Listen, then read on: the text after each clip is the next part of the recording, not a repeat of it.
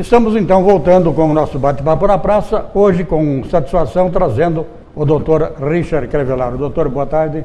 Eu que agradeço a oportunidade, boa tarde a todos, boa tarde à população de Birigui que nos assiste. E eu queria já começar dizendo, vou atropelar o senhor aqui um pouco, que para mim é uma satisfação imensa estar aqui ao seu lado. Eu que sou nascido e criado nessa cidade e me acostumei desde pequeno a ouvir o ilustre senhor Sabione, um grande mestre da radiodifusão e agora da radioteledifusão, se o senhor me permite dizer. Eu fiquei honrado com o convite e espero que eu possa suprir aí as necessidades. Aliás, eu acho que muito mais honrado estou eu, porque hoje eu converso com um dos maiores médicos que naturalmente cuidam do coração das pessoas. Nós tivemos notícias aí de coisas, de fatos realmente impressionantes com relação ao trabalho do Dr. Richard Crevellaro. Dr. Richard, primeiramente, vamos ao começo da nossa história. O senhor se formou em que faculdade? Eu sou da terceira turma da Faculdade de Medicina de Presidente Prudente. E, formado lá, eu fui para Ribeirão Preto, onde eu tive a oportunidade de fazer um ano de clínica geral, depois 2 anos de cardiologia, depois 2 anos de marca-passo, vendo a arritmia no contexto todo. Então, durante esse tempo, eu fiz 6 anos de faculdade de medicina, mais 5 anos de residência, especialidade em cardiologia, mais estimulação cardíaca artificial e arritmia. E depois desse período, nós recebemos um convite para ficar em Ribeirão Preto. Durante 4 anos e meio, eu fui o primeiro assistente da estimulação cardíaca artificial da USP de Ribeirão. E depois disso, um novo convite para poder assumir, junto com um grupo de cardiologia tradicional, de grande expressão, da cidade de Ribeirão Preto, que fazia parte do staff da Santa Casa de Ribeirão, onde existe um serviço de tradição em cardiologia, a Santa Casa que conta com mais de 120 anos de tradução em medicina, e hoje virou um hospital escola, que é a Faculdade de Medicina da Barão de Mauá, que é uma outra universidade de Ribeirão Preto. A Faculdade de Medicina da Barão de Mauá usa a Santa Casa de Ribeirão como um hospital escola. E eu fiz parte como professor assistente dentro do Hospital da Santa Casa. Nós tínhamos um serviço de residência médica lá, em que nós tínhamos 6 vagas no primeiro ano de especialidade, mais 6 vagas no segundo ano, e depois tínhamos mais uma vaga para especialidade em arritmia e marca-passo lá conosco. Então, durante 17 anos, eu fiz parte desse grupo seleto, em que eu tenho o maior orgulho em ter feito parte dessa pequena história lá do hospital. Então, doutor, o senhor começou bem cedo o estudo, porque o senhor era jovem ainda, já há 17 anos. Não, não, eu não diria que eu sou assim tão jovem, não, né? Eu acho que o senhor está sendo bondoso, seu Sabione. Na verdade, algumas pessoas dizem que na nossa família aí a gente mostra pouca idade, mas eu não sou tão assim, não. Vou fazer 45 anos já e, honestamente falando, eu vejo cada vez mais pessoas jovens também, brilhantes, né? Mas eu tinha um professor que me vem sempre à memória e que sempre dizia que a juventude, ela conflita muito com a responsabilidade e principalmente com a experiência. Então, eu acho que a gente está sempre, todo dia, aprendendo um pouquinho mais e todo dia isso fortalece o nosso crescimento, não só como profissional, mas também como ser humano, né? Doutor, sua especialidade qual é? Eu sou cardiologista, sou especialista em cardiologia pela Sociedade Brasileira de Cardiologia, sou membro habilitado da Sociedade Brasileira de Cirurgia Cardíaca, no Departamento de Estimulação Cardíaca Artificial, que é vinculado à Sociedade Brasileira de Cardiologia, de Cirurgia Cardíaca, e ainda faço parte das sociedades regionais, né? Doutor, quais as doenças mais comuns do coração? Eu vou me dar aqui o direito, seu Sabione, de não falar só sobre doenças mais comuns, mas eu sempre gosto de levar em consideração das pessoas os fatores de risco cardiovasculares. Eu acho que isso é de suma importância para a população, porque quando nós falamos de uma doença especificamente, nós estamos sempre focados só ou em hipertensão ou dislipidemia, colesterol, triglicerídeos elevados. E isso, eu acho que quando nós avaliamos só a doença, às vezes nós esquecemos do doente, do paciente como um todo. Então, se o senhor me permitir aqui, eu gostaria muito de lembrar esses fatores de risco cardiovascular, que eu acho que isso é de suma importância para a população como um todo. E aí nós estamos falando até de criancinhas, por que não? Hoje nós estamos vendo um surto mundial de obesidade. A obesidade hoje já é um problema de saúde pública. Os Estados Unidos, que é o país que mais apresenta estatísticas médicas confiáveis, né? Infelizmente o nosso país não tem essa tradição, mas a gente consegue transferir, principalmente aqui para o estado de São Paulo, que se o estado de São Paulo fosse um país único, certamente nós teríamos assim o mesmo perfil de alguns países europeus, inclusive em expectativa de vida. Então, quando nós começamos a falar sobre risco cardiovascular, nós estamos falando sobre hipertensão, nós estamos falando em dislipidemia, colesterol, triglicerídeos, nós estamos falando em sedentarismo, tabagismo, nós estamos falando naquela genética que isso é um fator irreversível. Você é filho de pacientes ou de pessoas que têm acometimento cardiovascular, então isso é um fator imutável, eu não tenho como trocar essa genética, né? Então, partindo desse contexto, o tabaco também, nós não podemos esquecer disso, que eu acho que o Brasil e principalmente o estado de São Paulo vem travando uma luta ferrenha aí contra o tabagismo, né?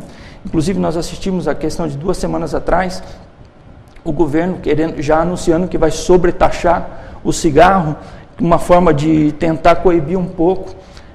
Eu acho que isso tudo, esses fatores de risco, eles devem ser abordados, inclusive naquelas pessoas que, por não sentir nada, entre aspas, acham que não precisam ir ao médico, acham que não precisam executar aí os seus exames, e enquanto não está sentindo nada, não dão importância para a obesidade, para que fazer atividade física, para que medir a pressão arterial, e a gente vê que isso não é bem assim.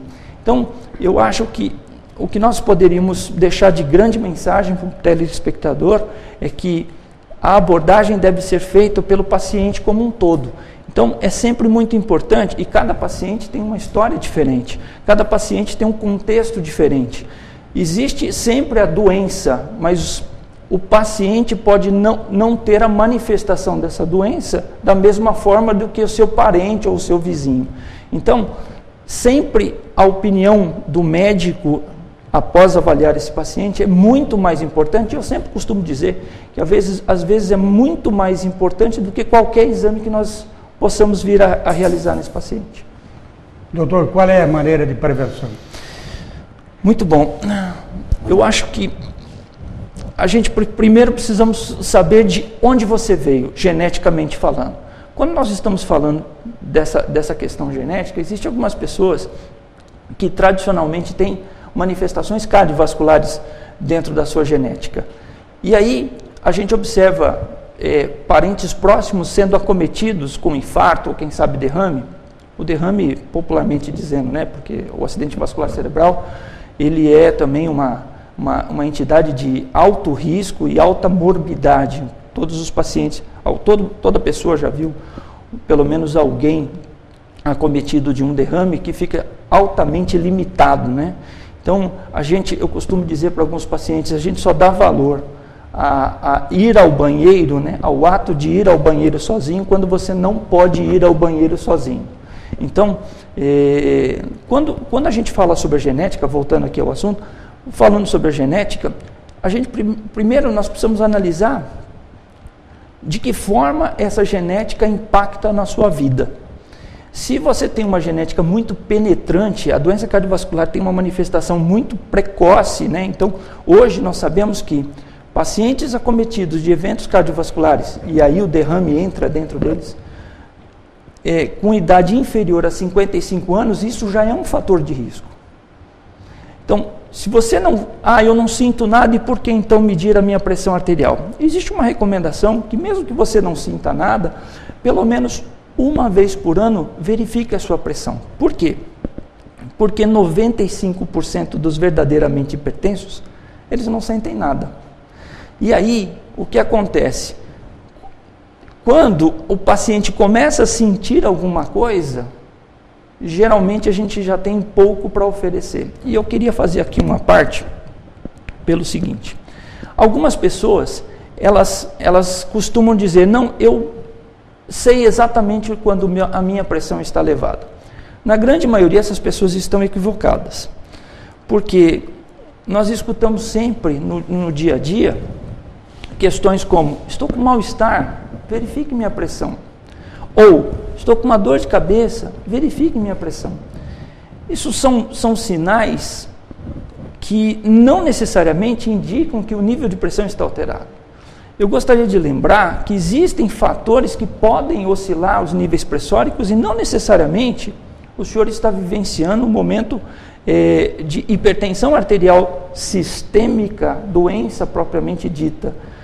É importante que nós diferenciemos hipertensão arterial sistêmica, que é uma doença, uma síndrome, que já tem quase toda a sua evolução traçada, de um pico hipertensivo isolado.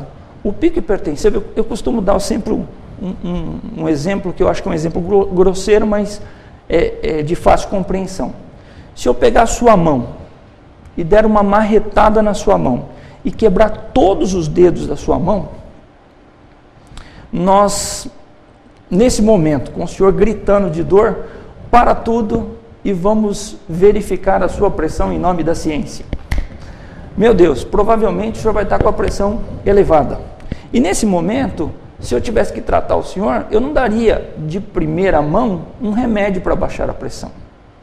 Nesse momento, eu deveria entender o senhor como um todo e sabendo que a dor pode estar interferindo no seu nível pressórico. Consequentemente, nós precisamos entender que momento é esse que o paciente está vivendo.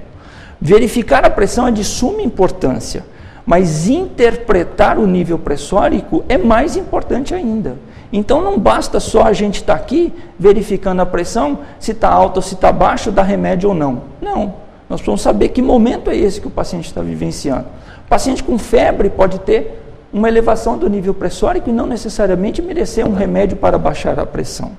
Então, verificar a pressão, novamente, é importante, mas interpretar o nível pressórico, isto é uma ação médica e deve ser feita sempre por um médico e esse médico entende-se que ele deve estar orientado para abordar esse paciente, né? Doutor, os números da pressão, os ideais, quais são? Segundo o último consenso de hipertensão da Sociedade Brasileira de Cardiologia, tem-se como ideal a pressão abaixo de 120 por 80, o fabuloso 12 por 8, essa é a pressão ótima, né? Até 125 por 85, essa é uma pressão dita como normal. Até 139 por 89, o fabuloso 13,9 por 8,9, nós temos o limite daquilo que nós entendemos como sendo normal. A partir daí, nós começamos a estagiar os níveis pressóricos, então chamamos de hipertensão, estágio 1, 2 e 3. Né? E, então, acima de o fabuloso 14 por 9, nós já temos um paciente hipertenso. E, dependendo da cifra, nós podemos estagiar. E por que é importante estagiar? Porque a abordagem desse paciente é totalmente diferente. Qual é a diferença de eu tratar um paciente com 17 por 10 e aquele com 15 por 9? Existe diferença na hora de fazer abordagem, na hora de indicar medicamentos. Então, é importante que nós entendamos o momento do paciente, saibamos interpretar as cifras encontradas e, consequentemente, indicar o tratamento para aquele estágio que o paciente se encontra. Agora, doutor, o senhor falou aí na questão que não é simplesmente você sentir o problema e tomar um comprimido. Qual seria a sua sugestão nesse caso? Apenas visitar o médico, não?